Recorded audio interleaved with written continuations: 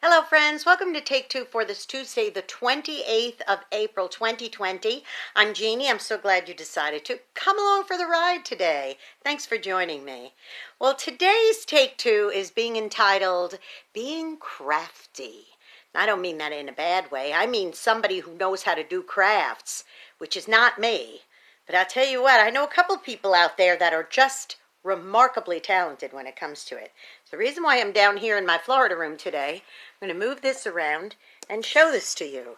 This is a darling little wishing well. Can you see it? A little wishing well. Now let me explain the story that goes along with that wishing well. It was Michael's birthday, a milestone he was about to hit, and I thought, wouldn't it be fun to give him a big surprise party, and at the party I'll have a wishing well, and then I was surprising Michael by taking him on whisking him away for a weekend a vacation, a little weekend getaway, and I thought, wouldn't it be nice, instead of, Michael didn't really need things, but wouldn't it be nice if people could just contribute in a wishing well?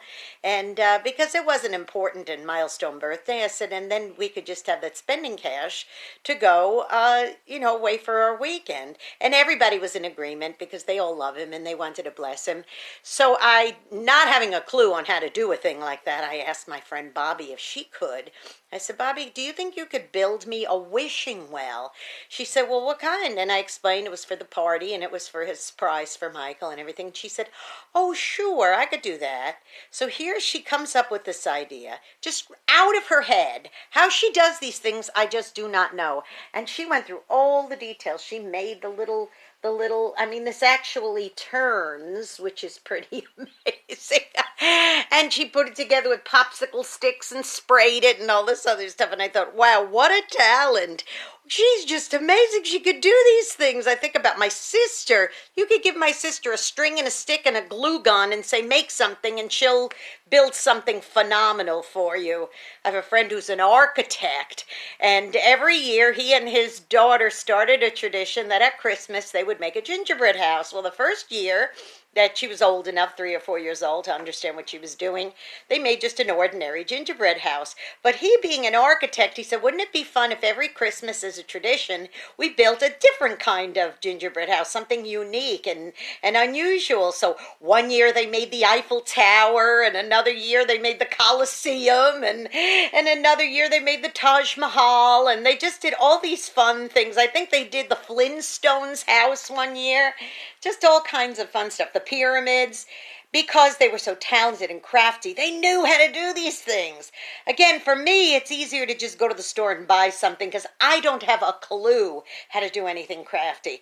My sister, for many years, she was in charge of an after-school program for latchkey kids, and she used to have to come up with creative things to do with them every afternoon. And I went shopping with her one day, and she was buying these bars of Dove soap, the fun-shaped kind of shape of a Dove soap. I said, what are you going to do with this? And she said, well, I'm going to do this, and then add this to it, and then pins, and this. And she was making like animals out of them or something. And I thought, how does she think up these things? She says, well, I looked some stuff up online in the computer. And actually, this was before internet, so she was like looking in books and things. And she says, and craft books and things, and then I come up with my own ideas. Well, I'm clueless. Ask me to cook for 100 people, I could do that with my eyes closed. But I can't do crafts. It's just not my gifting. But see, we all have some sort of special gift built inside of us. Some of us are better at it than others. But what do you do with your gift? What do you do with your craft? Do you do positive things? There is no better time than right here and right now, boys and girls, for you to be using the gifts that God has instilled in you to do good for other people. One of the ways that I'm doing that is I am cooking extra food, especially specialty homemade dishes, to people who may not be able to, afford to go out to eat all the time or go get takeaway in this case, and they may not be very good in the kitchen, or they may just, not have the capabilities of doing that right now for one reason or another, and here they are stuck. And I found that if I could just make a little extra and give some away to some people, that's my way of using my gift gift, my craft, my skills to help others.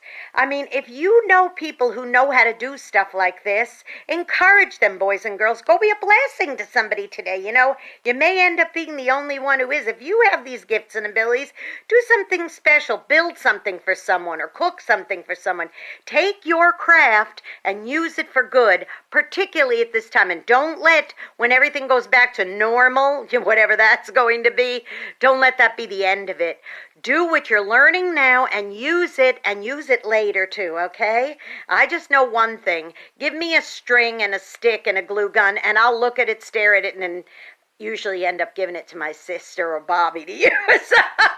Now listen, don't forget to subscribe to my YouTube channel, Jeanne Sigler, JeanneSigler. Hit that subscribe button, hit that notification bell. You'll be notified every time another Take Two is posted. Okay, y'all be blessed. I'll see you tomorrow for Hump Day. In the meanwhile, have a terrific Tuesday. I love you. I'll see you then. Bye-bye.